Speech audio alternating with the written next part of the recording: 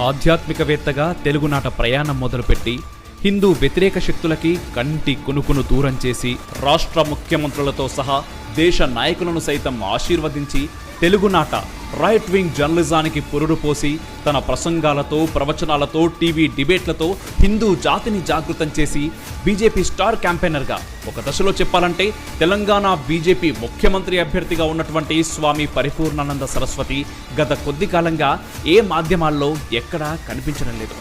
స్వామీజీ ఎక్కడికి వెళ్లారు? వారిని వెతుక్కుంటూ రిఫ్లెక్షన్ టీం కాకినాడ శ్రీపీఠానికి చేరుకుంది. అక్కడ స్వామివారిని చూసిన మేము చిన్న షాక్కి గురయ్యాము. ఏ కులము ఏ కులము ఏ కులము అనేటటువంటి ఒక ప్రశ్న, దయచేసి నన్ను కులం అనుకోకుండా, వాడి బుద్ధిలో చాలా పురుగులు ఉన్నాయని అర్థం. శ్రీరాముని పైన కారు కూతలు కూస్తే దానికి తప్పు